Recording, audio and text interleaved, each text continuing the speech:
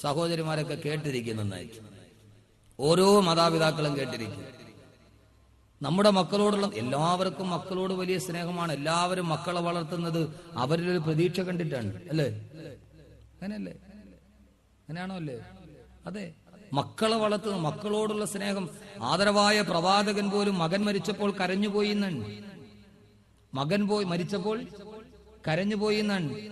മഹാഭാരതത്തിലെ കൗരവർ എന്ന് പറയുന്ന ഒരു വിഭാഗം ലോകത്തിൽ മക്കളുടെ കാര്യത്തിൽ ഏറ്റവും കൂടുതൽ ദുഃഖിച്ചത് എനിക്ക് തോന്നുന്നു ധൃതരാഷ്ട്രരാണ്. കാരണം സ്വന്തം മക്കൾക്ക് ദൂ ചേർത്ത് പേരിടേണ്ടി വന്ന ചരിത്രത്തിലെ ഏകപിതാവ് ധൃതരാഷ്ട്രരാണ്. ദുര്യോധനൻ, ദുശാസനൻ. ദൂ എന്ന് ചേർത്താൽ തന്നെ ദുർഭാഗ്യത്തിന്റെയും ദുർമാർഗത്തിന്റെതുമാണ്, അല്ലേ? ദൗർഭാഗ്യശാലി, ദുർമാർഗി എന്ന് പറയും പോലെ തനിക്കുണ്ടായ 101 മക്കൾക്കും ദൂ ചേർത്ത് പേരിടേണ്ടി വന്ന ചരിത്രത്തിലെ ഏകപിതാവ് ധൃതരാഷ്ട്രരാണ്. എങ്കിലും ആ പുത്രരോടുള്ള വല്ലാത്ത സ്നേഹമാണ് ധൃതരാഷ്ട്രരെ അന്ധനാക്കി മാറ്റിയത്. നമ്മൾ പറയുന്നത് ധൃതരാഷ്ട്ര ആലിംഗനം എന്ന് പറയുന്ന മാതിരി തന്റെ മക്കളോടുള്ള അദമ്യമായ സ്നേഹമാണ് സഹോദര മക്കളായ പാണ്ഡവരെ വനവാസത്തിലൂടെ ധൃതരാഷ്ട്രരെ പ്രേരിപ്പിച്ചത്. എന്നിട്ട് പോലും ആ മക്കളെ ഇത്രയേറെ സ്നേഹിച്ച ധൃതരാഷ്ട്രർ രാമന് വനവാസത്തിന് പോകേണ്ടി വന്നത് കൈകേയിയുടെ പുത്രനോടുള്ള സ്നേഹം കാരണത്താലാണ്. സ്വന്തം പുത്രനായ ഭരതന് രാമരാജ്യം കൊടുക്കണമെന്ന ആഗ്രഹത്താൽ കൈകേയിയുടെ ഭർത്താവായ പേരെന്തുവാ, രാമന്റെ അച്ഛന്റെ പേരെന്തുവാ, ദശരഥ മഹാരാജാവ്. അത് തന്നെ, ദശരഥ മഹാരാജാവ് കൈകേയിയുടെ യുദ്ധത്തിന് പോയപ്പോ തേരിന്റെ ചക്രം താന്നുപോയി. ചക്രം ഉയർത്താൻ സഹായിച്ചപ്പോൾ കൈകേയി ചോദിച്ചു, ഞാനൊരു സമയത്തൊരു വരം ചോദിച്ചു നിങ്ങൾ തരണം. ആ അടിസ്ഥാനത്തിൽ ദശരഥ മഹാരാജാവ് പറഞ്ഞു, നീ ആവശ്യമുള്ളപ്പോ ചോദിച്ചോ, ഞാൻ തന്നേക്കാം. രാമനെ അയോധ്യയുടെ രാജാവാക്കുന്ന കിരീടധാരണത്തിന്റെ അന്ന് പുത്രസ്നേഹം മനസ്സിൽ വീർപ്പുമുട്ടിയ കൈകേയി എന്ന മാതാവ് പറഞ്ഞു, രാമനെ ആക്കിയാ പോരാ, എന്റെ മകനായ ഭരതനെ ആക്കണം. സ്വന്തം പുത്രനോടുള്ള വല്ലാത്ത സ്നേഹമായിരുന്നു രാമനെ വനവാസത്തിന് വേണ്ടി പോകാൻ പ്രേരിപ്പിക്കപ്പെട്ടത്. എന്റെ പ്രിയപ്പെട്ട സഹോദരങ്ങളെ, ലോകത്ത് മക്കൾക്ക് വേണ്ടി തന്റെ മകനായ അർജുനൻ യുദ്ധത്തിൽ ജയിക്കണമെന്ന ഏറ്റവും വലിയ ആഗ്രഹമായിരുന്നു മഹാവിഷ്ണുവിനെ യാചക വേഷം കെട്ടി, ദേവേന്ദ്രനെ യാചക വേഷം വെട്ടി കർണന്റെ കവചകുണ്ടലങ്ങൾ ഇരന്നു വാങ്ങാൻ പ്രേരിപ്പിച്ചത് മകനായ അർജുനനോടുള്ള വല്ലാത്ത സ്നേഹമായിരുന്നു. കർണനും അർജുനനും തമ്മിൽ ഏറ്റുമുട്ടിയാൽ അർജുനൻ ജയിക്കില്ല. കാരണം കർണന്റെ കാതുകളിൽ 2 കവചകുണ്ടലങ്ങൾ ഉള്ളിടത്തോളം കാലം കർണനെ തോൽപ്പിക്കാൻ കഴിയില്ല. അവസാനം സാക്ഷാൽ ദേവേന്ദ്രൻ എന്ത് ചെയ്തു എന്നറിയുമോ? യാചകന്റെ വേഷം കെട്ടി കർണന്റെ മുമ്പിൽ പോയി കവചകുണ്ടലങ്ങൾ എരന്നു വാങ്ങി തന്റെ മകനെ ജയിക്കാൻ വേണ്ടി സഹായിച്ചു. മഹാഭാരതത്തിൽ മക്കളോടുള്ള കഥ, ദ്രോണൻ എന്ന് പറയുന്ന ഏറ്റവും വലിയ സായുധശാലി ഉണ്ടായിരുന്നു. ദ്രോണൻ യുദ്ധം ചെയ്തുകൊണ്ട് നീങ്ങുമ്പോ ദ്രോണരെ തളയ്ക്കാൻ ഒരു മാർഗവും കാണാതെ ദ്രോണർക്കൊരു മകനുണ്ട്, അശ്വത്ഥാമാവ്. അശ്വത്ഥാമാവ് മരിച്ചു എന്ന് പറഞ്ഞാൽ പുത്രനോടുള്ള സ്നേഹം കാരണത്താൽ ദ്രോണര് തളർന്ന് താഴെയിരിക്കുന്ന ദ്രോണരെ വധിക്കാൻ എളുപ്പമാണ് എന്ന് പറഞ്ഞ അവർ വിളിച്ചു പറഞ്ഞു, അശ്വത്ഥാമ ഹത കുഞ്ചര.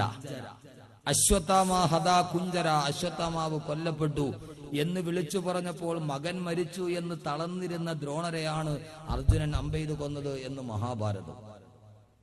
ലോകത്തെവിടെ നോക്കിയാലും പുത്രസ്നേഹത്തിന്റെ 1000 ശേഷിപ്പുകൾ നാം കാണുമ്പോൾ, എന്റെ പ്രിയപ്പെട്ട ചെറുപ്പക്കാരോട്, എന്റെ ശബ്ദം കേൾക്കാനെത്തിയ എന്റെ പ്രിയപ്പെട്ട യുവാക്കള് ധാരാളമുള്ള ഈ സദസ്സിൽ ഞാൻ ഓർമ്മിപ്പിക്കുകയാണ്, നമ്മുടെ മക്കൾ നല്ലവരായി വളരണമെങ്കിൽ ആ ചിന്ത നമുക്കെപ്പോഴുണ്ടാകും.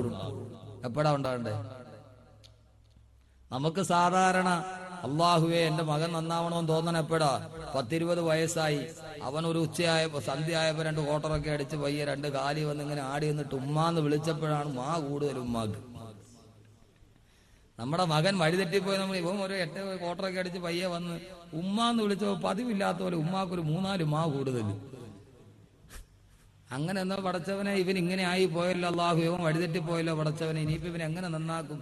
ഏതായാലും കബീർ മുസ്ലിയാർ കണ്ടംകുളത്തിൽ എന്തോ കണ്ടംകുളത്തിൽ ഏഹിയല്ലോ, ആ കണ്ടംകുളത്ത് വാതിന് വരുന്നുണ്ട്, ഉസ്താദെ ഒരു 100 രൂപ എന്റെ മോനൊന്ന് നന്നാവാൻ വേണ്ടി ദുആ ചെയ്യണം. നമുക്ക് ഏറ്റവും അവസാനം മക്കളെ കുറിച്ച് ചിന്ത വരുന്നത് എപ്പോഴാ? അവരെല്ലാവരും ലോകത്ത് അവരുടെ വഴിതെറ്റി മാറുമ്പോ ഇനി ഇവൻ എന്ത് ചെയ്യും എന്ന് ആലോചിച്ചിരിക്കുന്നവർ അല്ല സഹോദരങ്ങളെ. അള്ളാഹുവിന്റെ വിശുദ്ധമായ ഖുർആൻ പറയുന്നത് കേൾക്കുക, നിന്റെ മക്കൾ നല്ലവരായി വളരണമെങ്കിൽ അവർ ദുസ്വഭാവികളാകാതെ നീ ആഗ്രഹിച്ചതുപോലെ വരണമെങ്കിൽ അള്ളാഹുവിന്റെ ഖുർആൻ പറയുന്നത് കേൾക്കുക. അള്ളാഹു പറയുന്നു, ഹുവല്ലദീ خلق لكم من نفس واحدة وجعل منها زوجها ليسكن إليها. അല്ലാഹു പറയുകയാണ് മക്കളെ കുറിച്ച്.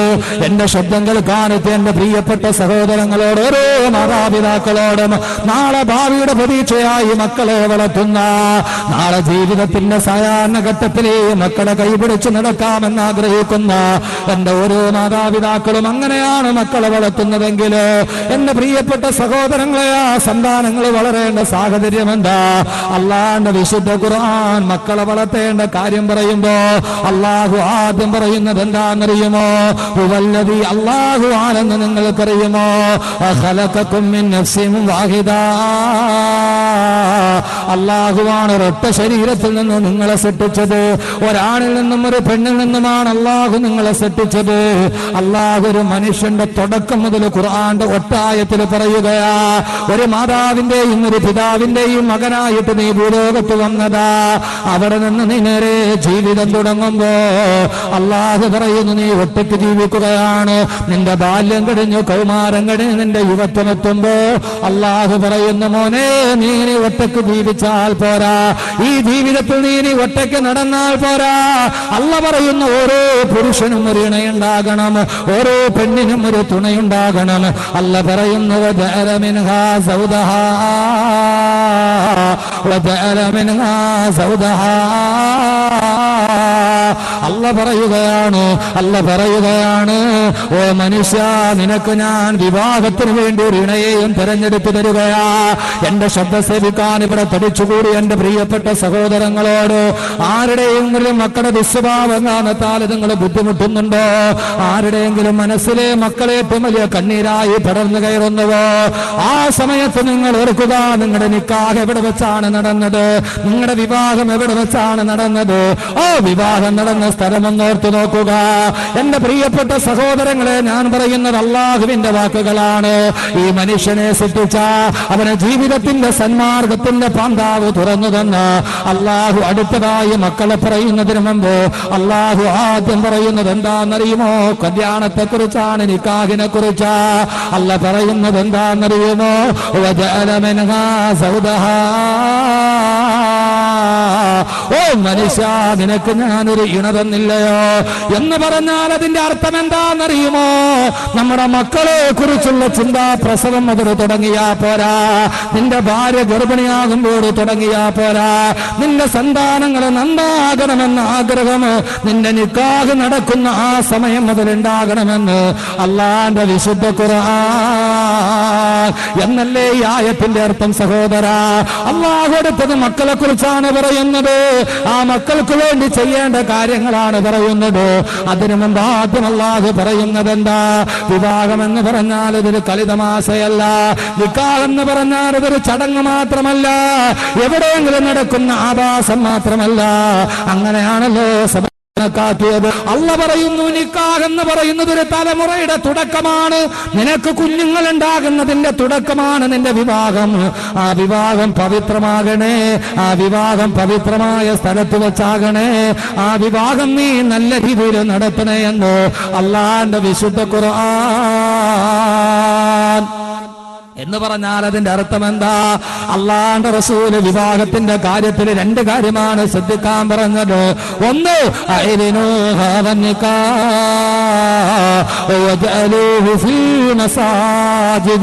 അല്ലാഹുവിന്റെ ഖുർആൻ പറയുന്നു, ഈ നിക്കാഹിനെ നിങ്ങൾ പരസ്യമായിട്ട് നടത്തണേ. നിന്റെ ഓരോരുത്തരുടെയും നിക്കാഹ് നീ പള്ളിയിൽ വെച്ച് നടത്തണേ എന്ന് നബി മുഹമ്മദ്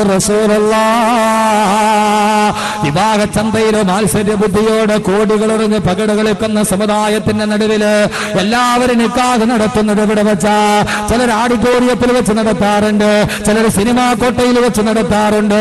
എല്ലാ ആഭാസങ്ങളുടെ നടുവില് ഇന്ത്യൻ ഉരുക്ക് വ്യവസായി ലക്ഷ്മി മിത്തലിന്റെ പെണ്ണിനെ കെട്ടിച്ചപ്പോ മകളുടെ കല്യാണത്തിന് ഒരു നേരം എടുക്കാനുള്ള സാരിക്ക് 40 ലക്ഷം രൂപ വിലയാണെങ്കിൽ ആർഭാടങ്ങൾ വലിച്ചെറിഞ്ഞ് ലോകത്തിന്റെ ആഭാസങ്ങളുടെ ഹറാമുകളുടെ നടുവിൽ വെച്ച് നിക്കാഹ് നടത്തുമ്പോ എന്റെ സഹോദര, ഈ വാക്ക് നിങ്ങൾ എങ്ങനെ പരിഗണിച്ചാലും കുഴപ്പമില്ല, എങ്ങനെ ഭരിച്ചാലും കുഴപ്പമില്ല. അള്ളാഹുവിന്റെ പ്രവാചകൻ പറയുകയാ, ഒരു നിക്കാഹ് എന്ന് പറഞ്ഞാൽ ഒരു മനുഷ്യന്റെ ജീവിതത്തില്, ഒരു പുരുഷന്റെ ഒരു പെണ്ണിന്റെ ജീവിതത്തിന്റെ വഴിത്തിരിവാണ്, അവന്റെ ജീവിതത്തിന്റെ പ്രധാന കർമ്മമാണ്. ഓ കർമ്മം നീ പള്ളിയിൽ വെച്ച് നടത്തണേ. കാരണം ലോകത്തിലെ ആദ്യത്തെ നിക്കാഹ് നടന്നത് സ്വർഗത്തിൽ വെച്ചാ. ആദം നബിയെയും ഹവ്വാ ബീവിയുടെയും നിക്കാഹ് അല്ലാഹു നടത്തിയത് സ്വർഗത്തിൽ വെച്ചാണ്. അതുകൊണ്ട് നിക്കാഹ് സ്വർഗത്തിൽ വെച്ച് നടത്തപ്പെടേണ്ടതാ. ഓരോ നിക്കാഹും ഈ ഭൂമിയിലെ സ്വർഗത്തിൽ വെച്ച് നടത്തപ്പെടട്ടെ എന്ന് അള്ളാന്റെ വിശുദ്ധ ഖുർആൻ. മക്കളെ കുറിച്ച് പറയുന്നതിന് മുമ്പ് അള്ള പറയുന്ന എന്തിനെ കുറിച്ചാ? നിക്കാഹിനെ കുറിച്ചാ. അതുകൊണ്ട് മക്കൾ നന്നാവണമെങ്കിൽ ആദ്യം നിക്കാഹ് നല്ലെടുത്ത് വെച്ച് നടത്തണം. നമ്മൾ എവിടെ വെച്ചാ കല്യാണം നടത്തണേ? എവിടെ വെച്ചാ നമ്മൾ നിക്കാഹ് നടത്തണേ? പള്ളി വെച്ച് നിക്കാഹ് നടത്തോ? അള്ളാന്റെ റസൂൽ പറഞ്ഞ് രണ്ട് കാര്യങ്ങൾ നിങ്ങൾ ശ്രദ്ധിക്കണം. ഒന്ന്, അയിലിനു ഹാദ നിക്കാഹ്, നിക്കാഹ് പരസ്യമായിട്ട് നടത്തണം, രഹസ്യമായ കല്യാണം പാടില്ല. അയിലിനു ഹാദൻ നിക്കാഹ്, ഈ നിക്കാഹിനെ നിങ്ങൾ പരസ്യപ്പെടുത്തണം, രഹസ്യ നിക്കാഹ് പാടില്ല. എന്ന് പറഞ്ഞാൽ രാത്രിയിൽ കൈ പിടിച്ച് കയറിക്കൊണ്ട് വന്നിട്ട് ഇതൊന്നും നിക്കാഹ് തരാൻ പറയാൻ പറ്റൂല. 4 പേരുടെ മുമ്പിൽ വെച്ച് പരസ്യമായിട്ട് തന്നെ നടത്തണം. ആ വാപ്പയും ഉമ്മയൊക്കെ അറിഞ്ഞ് പരസ്പരം കണ്ട് പറഞ്ഞ് ബോധിച്ച് സംസാരിച്ച് നിങ്ങൾക്ക് കുടുംബമൊക്കെ ഒത്തതാണോ എന്നൊക്കെ നോക്കി പരസ്യമായിട്ട് നടത്തണം. അല്ലാതെ ചുമ്മാ മിസ് കോൾ അടിച്ചിട്ട് നീ അവിടെ 10 മണിക്ക് ബസ് സ്റ്റാൻഡിൽ നിന്നേരം ഞാൻ വരാം, നമുക്ക് രണ്ടുപേരും കൂടെ തെങ്കാശിക്ക് പോകാന്ന് പറഞ്ഞാൽ അഡ്ജസ്റ്റ്മെന്റ് നിക്കാഹ് ശരിയാവില്ല. ഒന്ന്, നിക്കാഹ് പരസ്യമായിട്ട് നടത്തണം. രണ്ടാമത്തേത്, നിക്കാഹ് പള്ളിയിൽ വെച്ച് നടത്തണം. എന്റെ പ്രിയപ്പെട്ട ചെറുപ്പക്കാർ ഒത്തിരി ഉണ്ടല്ലോ. എന്റെ പ്രിയപ്പെട്ട സഹോദരങ്ങളെ, ഞാനൊന്ന് ചോദിക്കട്ടെ, ഹൈന്ദവരുടെ കല്യാണം നടക്കണം എവിടെ വെച്ചാ? എവിടെ വെച്ചാ? അമ്പലത്തിൽ. ക്രിസ്ത്യാനിയുടെ കല്യാണം നടക്കണം എവിടെ വെച്ചാ? പള്ളിയിൽ. മേത്തന്റെ കല്യാണം എവിടെ വെച്ചാ? സിനിമാ കോട്ടയിൽ. ഹൈന്ദവരുടെ കല്യാണം അമ്പലത്തിൽ വെച്ച്, ക്രൈസ്തവ സഹോദരങ്ങളുടെ കല്യാണം പള്ളിമേടയില് വികാരിയുടെ സാന്നിധ്യത്തില്. നമ്മുടെ കല്യാണം മുയിലാരും വേണ്ട, മുക്രിയും വേണ്ട, അവരെ വിളിച്ചു വലിച്ച് എവിടെയെങ്കിലും കൊണ്ടുപോയി ഓഡിറ്റോറിയത്തിൽ വെച്ച്. നീ ആരെയാ സഹോദരങ്ങളെ പിൻപറ്റുന്നത്? ഇത് പറയുമ്പോ ആർക്കും ഇഷ്ടപ്പെടൂല. ആ ഓഡിറ്റോറിയത്തിൽ കയറിയിട്ട് സർവ്വ ഹറാമം നടന്നു. ഓ, ഓഡിറ്റോറിയത്തിന്റെ ഫ്രണ്ട് നേരെ നോക്കിയാൽ നമ്മളവർക്ക് ഏതോ രാഷ്ട്രീയ പാർട്ടിയുടെ വനിതാ സമ്മേളനം നടക്കുകയാണ്. ഓഡിറ്റോറിയം നിറച്ച പെണ്ണുങ്ങള്, പുരുഷന്മാര് 4-1 കാണുള്ളൂ. അവിടെ വെച്ച് നിക്കാഹ് എന്ന് പറയുന്നത് ആദ്യമായിട്ട് നടന്ന സ്വർഗത്തിൽ വെച്ചല്ലേ? അവിടെ വെച്ചല്ലേ നടത്തേണ്ടത്? ഹൈന്ദവര് നടത്തുന്ന അവിടെ വെച്ചാ? അമ്പലത്തവിടെ വെച്ചല്ലേ താലി കെട്ടുള്ളൂ. നമ്മളോ? അള്ളാന്റെ റസൂൽ പറഞ്ഞു നീ പള്ളിയിൽ വെച്ച് നടത്ത്. കാരണം കല്യാണമൊക്കെ തോന്നിവാസത്തിന് നടത്തി, അള്ളാഹ് പറഞ്ഞ പോലെ നടത്തൂല. എല്ലാം തോന്നിവാസത്തിന് നടത്തി. അവസാനം അധികങ്ങളുണ്ടായ കൊച്ചു തലയിരിഞ്ഞു പോകുമ്പോ അള്ളാഹു നീ നന്നാക്കി തവടച്ചോനെ. അള്ളാഹ് നന്നാക്കാതിരിക്കുക? അള്ള പറഞ്ഞ പോലെ ചെയ്തിട്ട് വേണ്ട അള്ളയോട് നന്നാക്കാൻ പറയാൻ. എല്ലാം നിനക്ക് തോന്നിവാസത്തിൽ നടത്തി, എല്ലാം നിന്റെ ഇഷ്ടത്തിനടുത്ത് നടത്തി. അവസാനം അവൻ കള്ളു അടിച്ചിട്ട് വീട്ടിൽ വന്നപ്പോ പടച്ചോനെ നീ ഇവനെ ഒന്ന് നന്നാക്കിത്ത അള്ളാഹുവേ. ആദ്യം മുതലേ ശ്രദ്ധിക്കണം. ആദ്യം അതുകൊണ്ട് എന്റെ ചെറുപ്പക്കാരോട് പറയുകയാ, എന്റെ പ്രിയപ്പെട്ട ചെറുപ്പക്കാരാ, നിന്റെ നിക്കാഹ് നീ പള്ളിയിൽ വെച്ച് നടത്ത്. റിസപ്ഷൻ ഓഡിറ്റോറിയത്തിലോ സൗകര്യപ്രദമായ എവിടെയും ആയിക്കൊള്ളട്ടെ. നീ നിന്റെ ഒരു പുതിയ ജീവിതത്തിലോട്ട് തുടങ്ങാൻ പോവാൻ. ആ നിന്റെ പുതിയ ജീവിതം തുടങ്ങുന്ന ഏറ്റവും നല്ല സ്ഥലത്ത് വെച്ചായിരിക്കട്ടെ. നിന്റെ നിക്കാഹ് പള്ളിയിൽ വെച്ച് നടത്തട്ടെ. എന്റെ പ്രിയപ്പെട്ട സഹോദരങ്ങളോട് ഞാൻ പറയുകയാ, എന്ത് ലാഭമാ നിനക്ക് കിട്ടുന്ന നിക്കാഹ് ഓഡിറ്റോറിയത്തിൽ വെച്ച് നടത്തിട്ട്? അതുകൊണ്ട് നിക്കാഹ് സുന്നത്തായിട്ട് പള്ളിയിൽ വെച്ച് നടത്തി. ഇൻഷാ അല്ലാഹ് തീരുമാനമെടുക്കും. എന്റെ നിക്കാഹ് ഞാൻ പള്ളിയിൽ വെച്ച് നടത്തും തീരുമാനമെടുക്കും. തീരുമാനമെടുക്കാൻ പറ്റുമോ? പറ്റുമോ? ഇൻഷാ അല്ലാഹ് പറയും. കളവന്മാരെല്ലാം ഇൻഷാ അല്ലാഹ് ഇനിയും കെട്ടാൻ പോണ വയസ്സായ ആളുകളൊക്കെ ആമീൻ സ്ട്രോങ് ആയിട്ട് പറയണം. എന്തോ ഉദ്ദേശം? ഇനിയിപ്പോ ഏതായാലും പ്രിയപ്പെട്ട സഹോദരങ്ങളെ, അള്ളാഹു സുബ്ഹാനഹു വ തആല ഖൈറ് നൽകി അനുഗ്രഹിക്കുമാറാകട്ടെ. നമ്മുടെ കുടുംബത്തിൽ അള്ളാഹു സമാധാനം നൽകട്ടെ. എന്റെ പ്രിയപ്പെട്ട സഹോദരങ്ങൾ, എന്റെ ചെറുപ്പക്കാരുണ്ട് ഇവിടെ. നിങ്ങൾ ധൈര്യമായിട്ട് പറയും. എത്രയോ മാതാപിതാക്കളുണ്ട്. നിങ്ങൾ പറയും പുതിയാപ്പിള പെണ്ണ് കാണാൻ വേണ്ടി വരുമ്പം എല്ലാം ഓക്കെയാണ്, ഞങ്ങൾക്കൊരു ഡിമാൻഡ് ഉണ്ട്. എന്താണ് ഡിമാൻഡ്? നിക്കാഹ് പള്ളിയിൽ വെച്ച് നടത്തണം. ഏതെങ്കിലും ഒരു ഉമ്മ പറയാൻ തയ്യാറുണ്ടോ? മാതാപിതാക്കൾ പറയും, ചെറുപ്പക്കാര് പറയും, ഇൻഷാ അല്ലാഹ് കല്യാണമൊക്കെ റെഡിയായി, എനിക്ക് എന്റെ നിക്കാഹ് പള്ളിയിൽ വെച്ച് നടത്തും. നിക്കാഹ് എന്ന കർമ്മം പള്ളിയിൽ വെച്ച് നടത്തി. ബാക്കി റിസപ്ഷനും മറ്റുമൊക്കെ ഓഡിറ്റോറിയങ്ങളായിക്കൊള്ളട്ടെ. ഇൻഷാ അല്ലാഹ് തയ്യാറല്ലേ? വളരുന്ന മക്കൾ നന്നാവണമെങ്കിൽ